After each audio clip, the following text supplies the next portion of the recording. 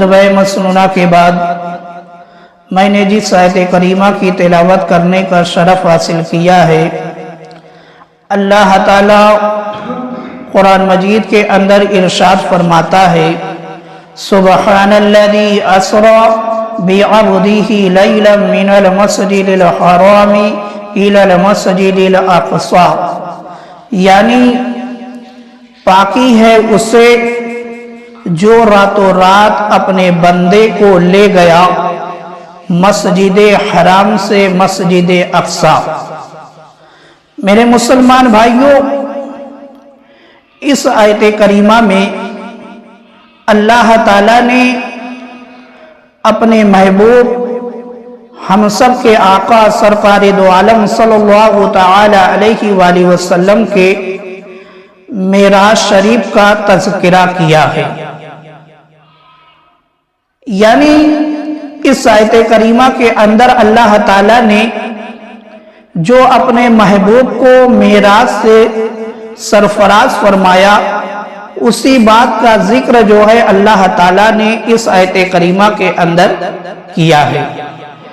معراج شریف کے تعلق سے چند باتیں عرض کرتا ہوں میں۔ پہلی بات، نبوت کے 12ویں سال سید المرسلین صلی اللہ تعالی علیہ وآلہ وسلم معراج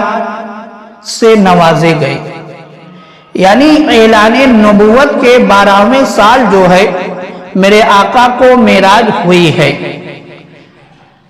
البتہ مہینے کے بارے میں اختلاف ہے،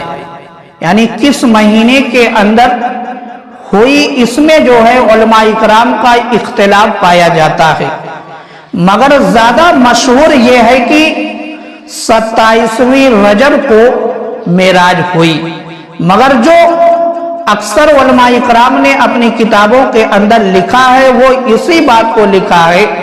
کہ ماہ رجب کی 27ویں شب کو جو ہے میرے آقا سرکار دو عالم صلی اللہ تعالی علیہ وآلہ وسلم کو معراج شریف ہوئی۔ دوسری بات، تفسیرات احمدیہ کے اندر ہے کہ معراج شریف بحالت بیداری جسم و روح دونوں کے ساتھ ہوئی۔ یہی جمہور اہل اسلام کا عقیدہ ہے۔ ایسا نہیں کہ معراج صرف جسم کو ہوئی یا صرف روح کو ہوئی، نہیں، میرے آقا جب معراج شریف میں تشریف لے گئے تو جسم اور روح دونوں کے ساتھ تشریف لے گئے، الگ الگ نہیں۔ تو یہی جو ہے ہم اہل سنت و جماعت کا عقیدہ ہے، کیونکہ اس بات کو ذہن میں رکھنا بہت ہی ضروری ہے۔ آج کے بہت سے لوگ جو ہے اس بات کا انکار بھی کرتے ہیں کہ جسم اور روح دونوں کے ساتھ جو ہے معراج ہوئی ہے، بلکہ وہ یہاں تک کہتے ہیں کہ صرف جو ہے روح کے ساتھ ہوئی ہے، تو ایسا ہرگز نہیں ہے، بلکہ جسم اور روح دونوں کے ساتھ میرے آقا سرکار دو عالم صلی اللہ تعالی علیہ وآلہ وسلم کو معراج ہوئی ہے۔ تیسری بات، مکہ مکرمہ سے حضور کا بیت المقدس تک رات کے تھوڑے سے حصے میں تشریف لے جانا نص قرآنی سے ثابت ہے، یعنی جو میرے آقا مکہ شریف سے بیت المقدس تک تشریف لے گئے معراج کی رات، میرے آقا جو مکہ سے بیت المقدس تک تشریف لے گئے، اس بات کا ذکر جو ہے قرآن مجید کے اندر موجود ہے۔ اللہ تعالیٰ نے خود جو ہے اس بات کا ذکر کیا ہے کہ میرا محبوب جو ہے مکہ سے بیت المقدس تک گیا۔ اب اگر کوئی شخص جو ہے اس بات کا انکار کرتا ہے تو انکار کرنے کی وجہ سے وہ کافر ہو جائے گا، کیونکہ اس نے جو ہے قرآن کی آیت کریمہ کا انکار کر دیا۔ اور آسمانوں کی سیر اور منازل قرب میں پہنچنا، یعنی جو بیت المقدس سے آگے کا سفر ہے میرے آقا کا، وہ سفر ایسا ہے کہ اس کا ذکر جو ہے احادیث صحیحہ سے ثابت ہے، یعنی احادیث کے اندر اس بات کا ذکر ملتا ہے کہ میرے آقا سرکار دو عالم صلی اللہ تعالی علیہ وآلہ وسلم بیت المقدس سے اللہ کے قرب میں تشریف لے گئے، اور تشریف لے جانا یہ میرے آقا سرکار دو عالم صلی اللہ تعالی علیہ وآلہ وسلم کا احادیث سے ثابت ہے، اور یہ احادیث حد تواتر کے قریب جو ہے پہنچ گئی ہے۔ اس لیے اگر کوئی شخص اس بات کا انکار کرتا ہے تو وہ گمراہ کہلائے گا، وہ گمراہ کہلائے گا، یعنی اہل سنت و جماعت سے وہ خارج ہو جائے گا۔ تو میرے مسلمان بھائیوں، میرے آقا سرکار دو عالم صلی اللہ تعالی علیہ وآلہ وسلم کی معراج شریف جو ہے وہ قرآن مجید سے بھی ثابت ہے اور احادیث سے بھی ثابت ہے کہ میرے آقا جو ہے ماہ رجب کی 27ویں شب میں پہلے جو ہے میرے آقا مکہ شریف سے بیت المقدس گئے، بیت المقدس سے پھر میرے آقا آسمان پر تشریف لے گئے، جنت کا مشاہدہ کیا، جہنم کا مشاہدہ کیا، اور یہاں تک کہ لامکہ تک میرے آقا تشریف لے گئے، اور اپنے ماتھے کی آنکھوں سے میرے آقا نے جو ہے اپنے پروردگار کا دیدار کیا، اپنے پروردگار کا دیدار کیا، اور دیدار کرنے کے بعد پھر واپس جو ہے میرے آقا مکہ شریف تشریف لے آئے۔ تو میرے مسلمان بھائیوں، حضور اقدس صلی اللہ تعالی علیہ وآلہ وسلم کے عظیم معجزات میں ایک معجزہ جو ہے سفر معراج بھی ہے، اور یہ اتنے قلیل وقت میں ہوا کہ میرے آقا سرکار دو عالم صلی اللہ تعالی علیہ وآلہ وسلم جب تشریف لے گئے تو دروازے کی کنڈی جو ہے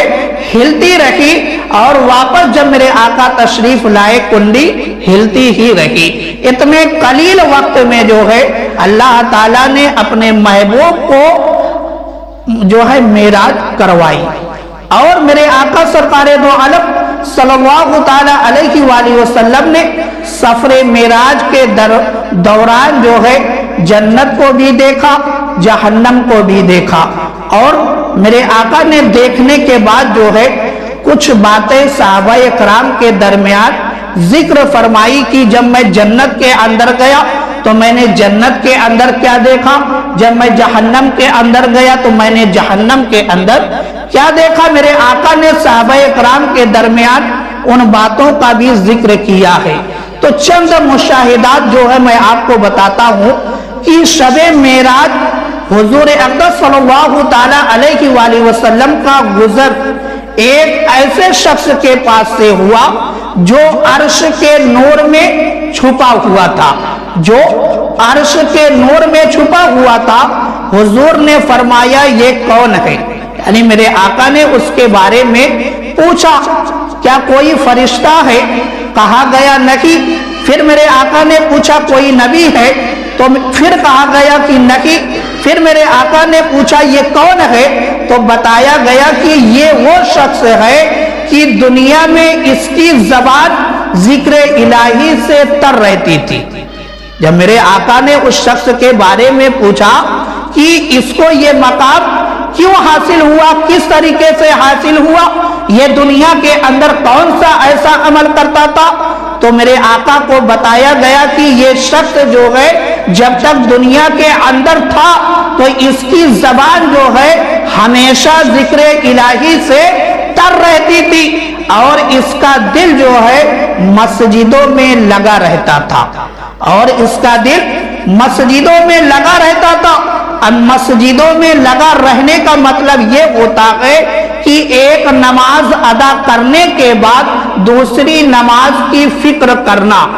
یعنی مثال کے طور پر آپ سمجھ لیں کہ کسی نے فجر کی نماز ادا کر لی، اب فجر کی نماز ادا کرنے کے بعد اس کو اس بات کا خیال ہے کہ مجھے جو ہے ظہر کی نماز ادا کرنی ہے، تو یہ مسجد میں اس کا دل لگا ہوا ہے۔ تو ایسا شخص جو دنیا کے اندر جو ہے نماز کی فکر کرتا ہے، ایک نماز ادا کرنے کے بعد दूसरी नमाज की फिक्र करता है तो अल्लाह ताला उसे ये मकाम अता फरमाता। और आगे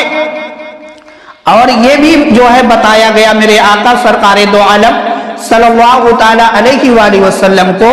कि और ये कभी अपने वालिदैन को बुरा कहे जाने या उनकी बेइज्जती की जाने का सबब नहीं बना। यानी ये ऐसा शख्स है कि इसने दुनिया के अंदर कभी कोई ऐसा काम ही नहीं किया कि जिसकी वजह से जो है इसके वालिदैन पर उंगली उठाई जाए, इसके वालिदैन को बुरा भला कहा जाए। यानी इसने हमेशा दुनिया के अंदर ऐसा ही काम किया कि इसके काम की वजह से जो है इसके वालिदैन को भी इज्जत मिली, इसे भी इज्जत मिली, और इसने कभी ऐसा कोई काम नहीं किया कि जिसकी वजह से जो है इसको बुरा कहा जाए या इसके वालिदैन को बुरा भला कहा जाए। तो जो शख्स इस अंदाज में अपनी जिंदगी को गुजारता है तो अल्लाह ताला उसे ये इनाम अता फरमाता है। और देखें मेरे मुसलमान भाई, इब्ने माजा के अंदर है कि हुजूर अक़दस सल्लल्लाहु ताला अलैहि वसल्लम ने फरमाया कि शबे मेराज मैंने जन्नत के दरवाजे पर लिखा हुआ देखा, जन्नत के दरवाजे पर लिखा हुआ देखा कि सदक़े का सवाब 10 गुना और कर्ज का 18 गुना है। मेरे आका ने फरमाया कि मैंने ये चीज जन्नत के दरवाजे पर लिखी हुई देखी कि सदके का सवाब 10 गुना और कर्ज का 18 गुना। यानी अगर कोई शख्स जो है सदका करता है तो उसे जो है 10 गुना सवाब मिलता है, और अगर कोई शख्स जो है किसी मजबूर परेशान को जो है कर्ज देता है तो उसे 18 गुना सवाब मिलता है। तो मेरे आका ने हजरत जिब्रील अलैहिस्सलाम से पूछा कि क्या सबब है कि कर्ज का दर्जा सदके से बढ़ गया है, यानी आखिर वजह क्या है कि कर्ज देने वाले को ज्यादा सवाब मिलता है और सदका देने वाले को कम सवाब मिलता है। तो हजरत जिब्रील ने बताया कि जो साइल यानी जो कर्ज लेने वाला होता है वो हमेशा जो है मजबूरी में कर्ज लेता है, यानी जब वो मजबूर हो जाता है, बिल्कुल परेशान हो जाता है, तब जो है वो शख्स जो है कर्ज लेता है। और सदका जो होता है आदमी के पास मौजूद भी होता है तब भी सदका जो है वो करता है, तो इसलिए जो है सदके का सवाब कम और कर्ज देने का सवाब ज्यादा है। अब इस हदीस पाक से जो है मालूम क्या हुआ कि इस्लाम जो है हम और आपको एक दूसरे मुसलमान भाई की मदद करने की तालीम इस्लाम जो है हम और आपको देता है कि अगर कोई मुसलमान परेशान हो तो उसकी जो है बढ़कर आगे बढ़कर मदद की जाए ताकि उसकी परेशानी जो है दूर हो जाए। और मुस्नदुल फिरदौस के अंदर है कि हुजूर अक़दस सल्लल्लाहु ताला अलैहि वसल्लम ने फरमाया कि मेराज की शब जन्नत में चंद बुलंद व बाला महिलात जो है मेरे आका ने देखे, मुलाहिजा फरमाया। तो मेरे आका ने पूछा कि ये महिलात जो है किनके लिए बनाए गए हैं, आखिर ये महिलात किनको मिलेंगे? तो हजरत जिब्रील ने बताया कि या रसूल अल्लाह ये महिलात उन लोगों को मिलेगा जो दुनिया के अंदर जो है गुस्सा पीने वाले हैं, यानी अगर गुस्सा आता है गुस्से पर कंट्रोल कर लेता है आदमी, गुस्से को पी जाता है, तो ऐसे शख्स को जो है अल्लाह ताला जन्नत के अंदर महल अता फरमाएगा। और हजरत जिब्रील ने बताया कि ये महल जो है अफू व दरगुजर यानी माफ करने वाले को जो है, यानी जो दुनिया के अंदर अगर किसी से खता हो जाए, गलती हो जाए, सामने वाला जो है उसको माफ कर देता है, तो इस पर जो है अल्लाह ताला उस शख्स को जो है जन्नत के अंदर एक महल अता फरमाएगा। تو اس طریقے سے جو ہے بہت سارے مشاہدات جو ہے میرے آقا نے معراج کی شب دیکھا. جنت کے اندر بھی بہت ساری چیزوں کو دیکھا, جہنم کے اندر بھی بہت ساری چیزوں کو میرے آقا نے جو ہے دیکھا. ایک آخری حدیث پاک سن لیں کہ معراج کی شب حضور اقدس صلی اللہ تعالی علیہ وآلہ وسلم نے دوزخ میں